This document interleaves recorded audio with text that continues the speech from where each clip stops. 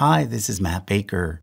Today I'm going to show you a timeline of the history of Gaza, starting from around 3500 BCE and going all the way up to October the 7th, 2023. I'm going to use the same format that we used in our videos, Who Controlled Jerusalem the Longest and Who Controlled Constantinople the Longest, both of which showed how each city changed hands over the years. When it comes to Gaza, this will hopefully help provide some context for better understanding the situation today. Let me begin by giving you the lay of the land.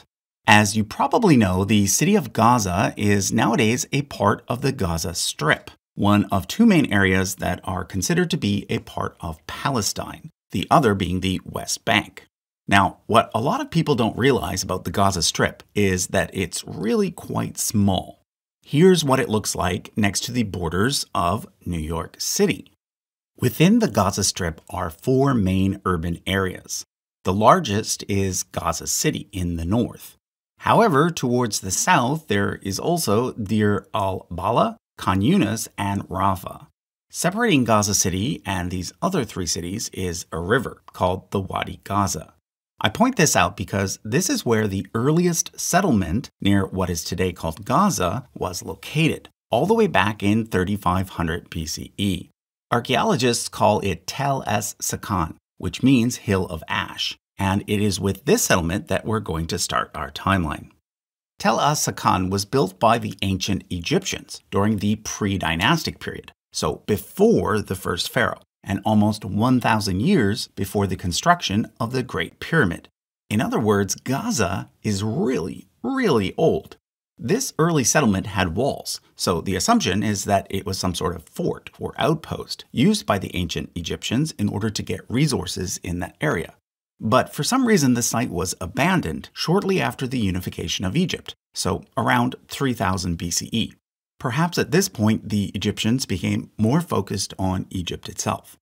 However, around 2600 BCE, the same site was resettled, this time by local Canaanites. Now, who were the Canaanites?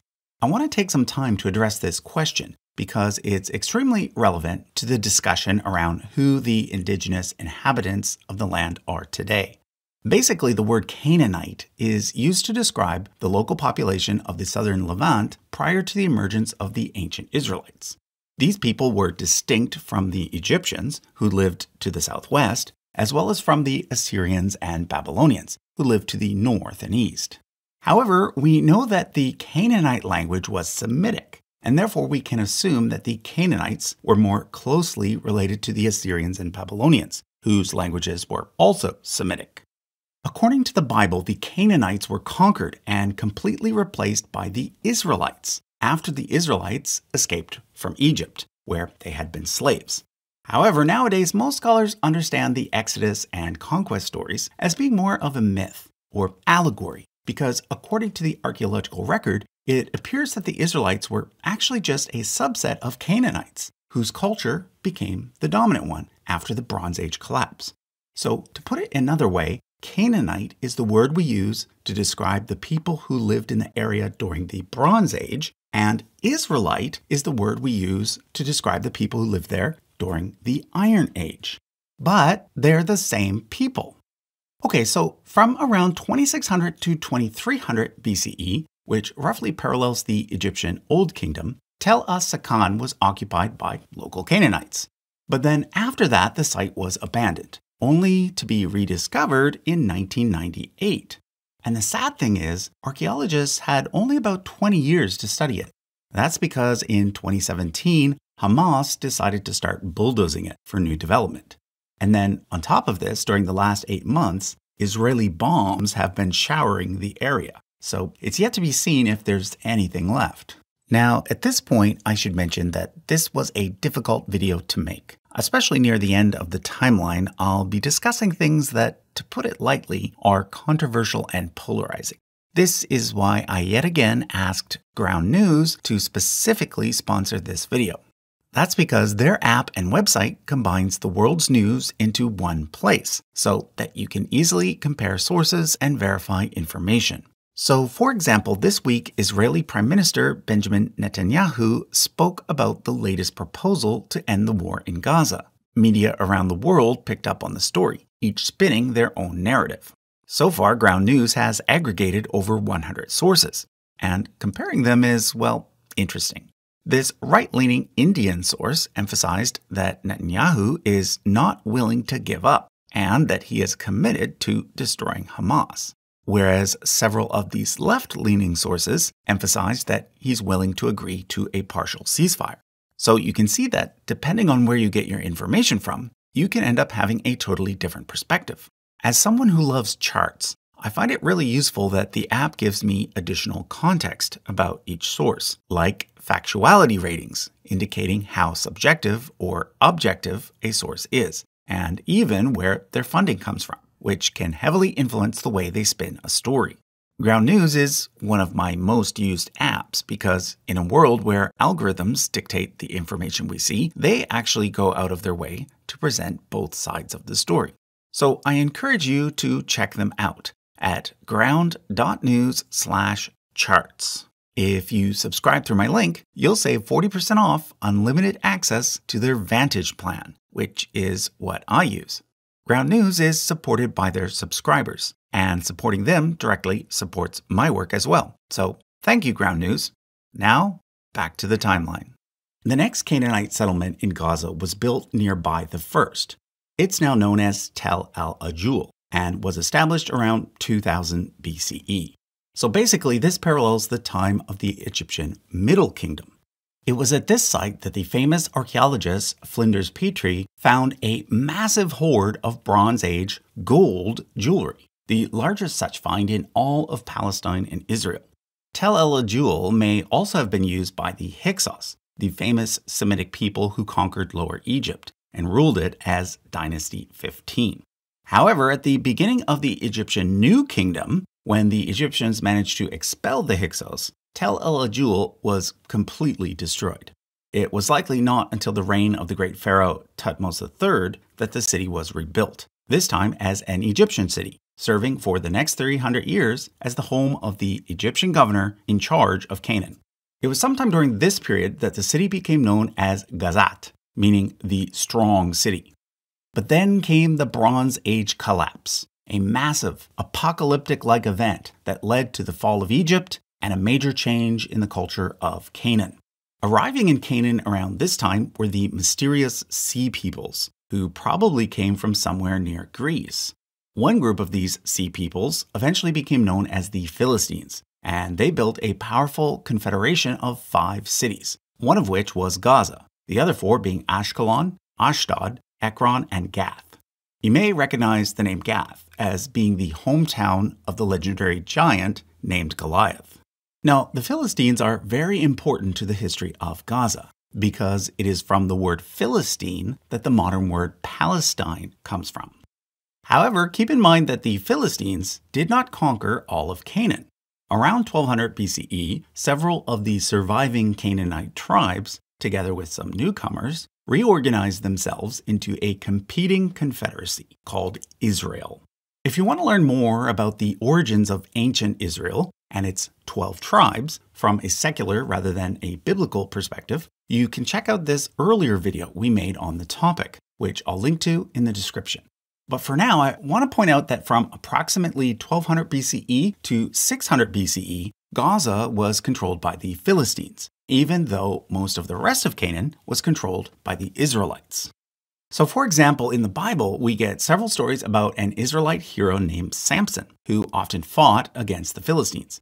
In fact, it was at Gaza that Samson died, after being betrayed by his lover Delilah.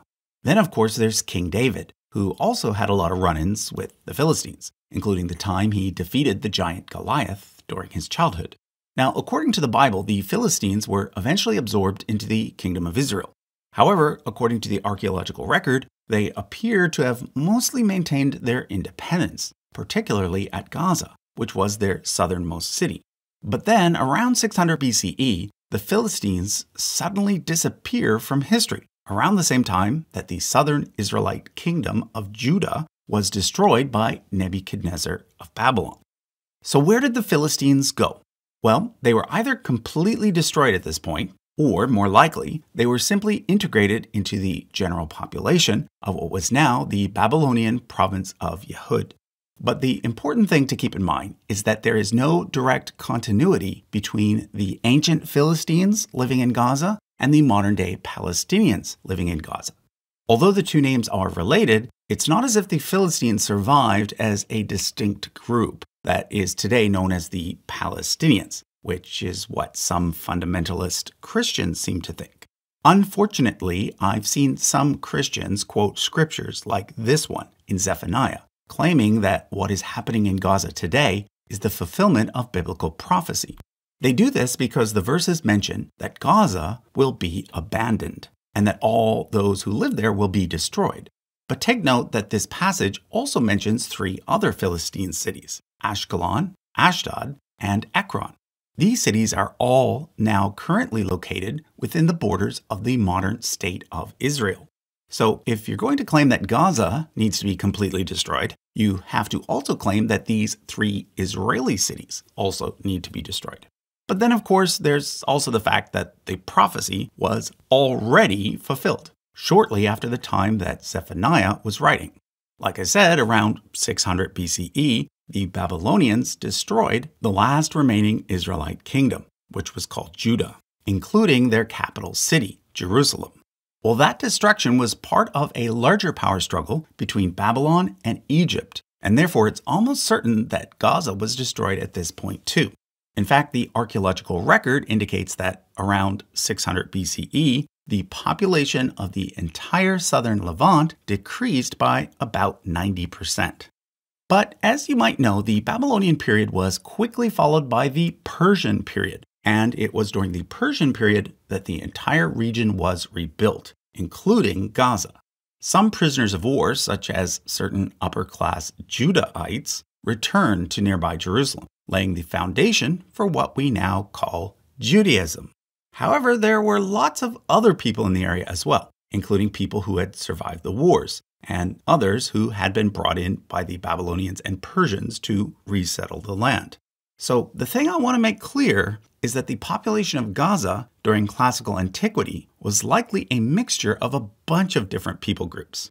You likely had some descendants of the Philistines who had originally come from Greece, but you also likely had Egyptians who had been living there off and on for around 3,000 years, as well as Bedouins from the Arabian Peninsula and former Canaanites, who were now known as Jews or Samaritans or simply the people of the land. And then on top of all of this, you likely had all sorts of newcomers. After all, the area we're talking about is at the crossroads of three continents. So my point is, we have to be careful of false equivalences when talking about the people from this area today. We cannot use the word indigenous for any people group from this area, either past or present, at least not in the same way that we use it when talking about Native Americans or Australian Aboriginals. The context is simply too different. Too many people have come and gone in this area, often mixing with each other, meaning that there is no longer any one group that can claim to be the undisputed first peoples of the land. But hold that thought for a moment, because for now, I want to continue with the timeline. The next major date I want to point out is 332 BCE, because at this point, Gaza was visited by one of the most famous people in all of world history, Alexander the Great. Gaza was the last stop on his way to Egypt, and in 332, he conquered the city, allowing him to then go on and conquer Egypt. At this point, Gaza was transformed into a Hellenistic city, meaning that it was modeled on Greek culture. After the death of Alexander and the subsequent infighting between his generals, it was first ruled by the Greek Ptolemaic dynasty, and then by the Greek Seleucid dynasty, before finally being ruled for the first time by an Arab dynasty as part of the Nabatean kingdom, which had its capital at Petra. The Nabateans built a new port near Gaza called Mayuma, and it became an integral part of the spice trade, transferring goods off the backs of camels and onto ships, bound for places like Greece and Rome. It was around this time that the nearby city of Jerusalem became the capital of a newly independent Jewish kingdom run by the Hasmonean dynasty, who were the descendants of the Maccabees from the Hanukkah story. Well, in 96 BCE, the Hasmonean king Alexander Jannaeus laid siege to Gaza, destroying most of the city and taking control of its port. Take note that the next 33 years was the only time until after the creation of the State of Israel that Gaza was controlled by an independent Jewish power, although the city lay in ruins for most of those 33 years.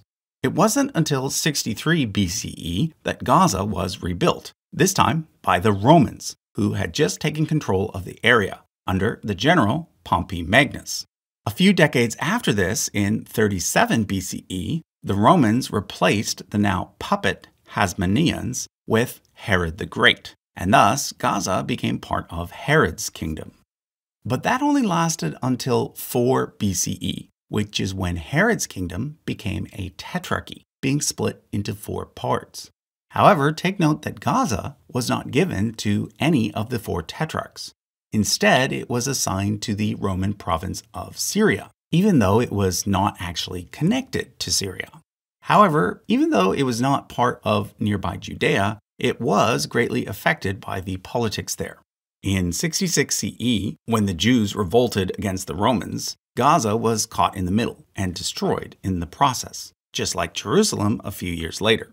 Then, in 135 CE, when the Jews revolted again, the Romans decided to merge the province of Judea with the province of Syria. But instead of calling the new province Syria Judea, they instead called it Syria Palestina, Palestina being Latin for land of the Philistines. You see, the Jews had been totally defeated by this point, so this was a way for the Romans to further punish the Jews by naming the land after their old enemies, the Philistines, even though they no longer existed. It was thus from the year 135 BCE onwards that the land Gaza was sitting on, as well as the land around it, became known as Palestine. So who lived in Gaza at this point? Well, kind of like the last 700 years, it was a mixed bag. You likely had Egyptians, Greeks, Romans, Arabs, descendants of the Philistines, descendants of the Canaanites, lots of newcomers. But most of all, you likely had people who, due to intermarrying, were a mixture of all of these groups. Overall, though, Gaza was definitely a Roman city by this point, with most of the people now worshiping Roman gods. This was actually true for most of what had previously been Judea. In fact, Jerusalem was rebuilt at this point as the pagan city of Aelia Capitolina. And as for any surviving Jews, well, instead of being concentrated in Judea, they were now dispersed all over the Roman Empire. Some remained in the Middle East and became Mizrahi Jews. Others moved to Spain, where they became Sephardi Jews. And then finally, some ended up in Germany, where they became Ashkenazi Jews. Take note that this last group initially intermarried with Italians, and therefore today their DNA is approximately 60% Middle Eastern and 40% European. Let's now continue with the timeline of Gaza. The next big change occurred during the 300s CE, which was when Christianity started to replace paganism as the main religion of the Roman Empire. Initially, most of the Christians lived at the port of Mayuma, whereas Gaza proper was still mostly pagan. But then in 395, a man named Porphyrius, now known as Saint Porphyrius, was made the bishop of Gaza, and he helped destroy all of the pagan temples there, laying the groundwork for Gaza to become a Christian city, being that Christianity was now the state religion of Rome. A few years after his death, the burial place of Porphyrius became the site of the first church in Gaza, which today exists as the Greek Orthodox Church of Saint Porphyrius. Although, take note that the current structure dates to the Crusader period, not the 400s. Sadly, this church was hit by Israeli bombs in October of 2023, killing 18 people taking refuge there and damaging the historic structure. During the Christian period, Gaza also became, for the very first time, a place where Jews frequently visited and sometimes even lived. You see, ever since 135 CE, Jews had been prohibited from entering Jerusalem. So, for Jewish pilgrims wanting to visit the land of their ancestors, Gaza was the next best thing. There was even a synagogue built around 500 CE that had a beautiful mosaic floor done in Byzantine style, the most famous part being this depiction of King David playing a lyre. But then in the year 634 CE came what's likely the most important event in the history of Gaza. 634 was just 2 years after the death of Muhammad, and it was the year that Muslim armies met Roman armies for the very first time at the Battle of Ajnadain, about halfway between Jerusalem and Gaza. The Muslims won that battle decisively and then turned their attention towards Gaza, which they besieged for the next 3 years. In 637 CE, they were finally successful in capturing the city, but instead of destroying it, they occupied it peacefully, only killing enemy soldiers, not civilians. For the next 462 years, Gaza belonged to the district of Jund Philistin, which was now a part of the Arab Empire. During this time, most of its churches were turned into mosques, and most of its inhabitants gradually converted to Islam. A good example of holy sites being rebuilt is the Great Mosque of Gaza, which had originally been a church, and then before that had been a pagan temple, dedicated to the Philistine god Dagon.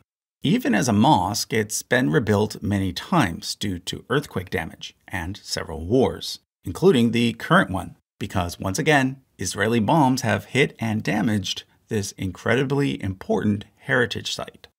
The next big change in the area occurred in the year 1099, which is when Crusaders managed to capture Jerusalem and set up a small kingdom in Palestine, modeled on the ones found in medieval Europe at the time. At this point, most of the inhabitants of Gaza moved to either Egypt or Arabia, and thus the very next year, in 1100, the Crusaders were able to march in and take Gaza as well. You may have heard of a group called the Knights Templar. Well, they were actually given control of Gaza at this point, which they then ruled for the next 87 years, before handing it back over to the Muslim ruler Saladin, who had just recaptured Jerusalem. From there, Saladin's dynasty, the Ayyubids, ruled Gaza until 1260, which is when the city was yet again destroyed by yet another foreign invader, this time from farther away than ever before. Crazy as it may seem, in 1270, Gaza was destroyed by the Mongols, the same Mongols who also reached as far away as Japan. In Gaza's case, it was Genghis Khan's grandson, Hulagu Khan, who led the invasion. But soon after he captured Gaza, Hulagu Khan received word that his brother, the emperor, had died. He therefore had to leave Gaza and return home, which allowed the nearby Mamluks, an Islamic dynasty based in Egypt, to take control of Gaza. The Mamluks ruled the city until 1516, which is when Gaza became a part of the newly formed Ottoman Empire, which was ruled by a Turkish dynasty. Early on during this period, Gaza was administered by a family of governors known as the Ridwan dynasty. Under their guidance, Gaza experienced a golden age, and it became larger and more important than nearby Jerusalem. If you want to learn more about Islamic Gaza, I highly recommend you watch this video by my good friend Al-Mukarrama. I'll leave a link to it in the description. For now, the next date I want to point out is 1799, which was when yet another one of the most famous conquerors in all of world history managed to capture Gaza. Up to this point, Gaza had been captured by the likes of Thutmose III, Nebuchadnezzar II, Alexander the Great, Pompey Magnus, and Saladin. So I guess it's no surprise that we can also add to the list Napoleon Bonaparte. The French, however, stayed less than a year, and after they left, the city reverted back to Ottoman control. However, by this point, the Ottoman Empire was much weaker, and thus it was during the 19th century that the politics of Gaza and of Palestine in general started to become influenced by Western powers. It began with the rise of an Ottoman general named Muhammad Ali, who was originally from Albania, but who managed to become the governor of Egypt after the French left. Ali helped modernize Egypt and make it powerful again, becoming the de facto independent ruler there, even though technically Egypt was still Ottoman territory. But he wasn't happy with ruling just Egypt. So in 1832, he conquered Gaza and most of Palestine as well. From there, he went on to take Syria, and all of a sudden, it seemed very likely that he could defeat the Ottomans altogether, and become the new sultan. This made the British nervous because they were allied with the Ottomans and wanted to maintain the status quo. So basically, in 1840, they, along with Germany, Austria, and Russia, intervened and forced Muhammad Ali to back off and limit his rule to Egypt only. This meant that Gaza was back in Ottoman hands. But like I say, Ottoman power was very weak by this point, and therefore it was sometime during the late 1800s and early 1900s that the first seeds of Palestinian nationalism were born. Up to this point, there had never been an independent state called Palestine, and no one from Gaza or anywhere else nearby had ever considered themselves to be a Palestinian. In fact, by this point, the region had been ruled by various colonial powers for about 2,500 years. But sometime during the late 1800s and early 1900s, Gazans stopped thinking of themselves as Ottomans, and instead they thought of themselves as Palestinians. But once again, I'd like to point out that the occupants of Palestine at this point were, like they had been for thousands of years, a real mixed bag. Although most were Muslim Arabs by this point, there were also Christian Arabs, as well as some pre-Zionist Jews. So initially at least, the term Palestinian was used as more of an umbrella term for anyone who lived in the region, regardless of religion or ethnicity. Plus, remember, the people living there were the descendants not of any single group, but rather of many different groups. After all, armies had been marching back and forth over this piece of land for centuries. Okay, let me now zoom ahead to World War I. By then, Great Britain was in control of Egypt, with a descendant of Muhammad Ali having been given the title of Sultan. And the Ottomans were now the enemies of Britain. So during World War I, the British ended up having to fight the Ottomans in an effort to take control of Gaza. They tried and failed in March and April of 1917, but then were finally successful in capturing the city in November. Helping them were the armies of an Arab leader named Hussein bin Ali from Mecca. You see, the British had managed to convince him to launch an all-out Arab revolt against the Ottomans, based on the promise that if the British won the war, they would help create an Arab megastate and put Hussein in charge of it. Well, guess what? That never happened. I mean, the British did win the war, but they didn't follow through on their promise to help create an Arab megastate. That's because they had made two other conflicting promises. First, they made an agreement with France to divide the area into parts. Basically, France would oversee Syria and Lebanon, and Britain would oversee Palestine and Iraq. As for Arabia, they would let the Saudi dynasty take over that. Second, they also promised several Zionist organizations that they would help create a Jewish homeland in Palestine.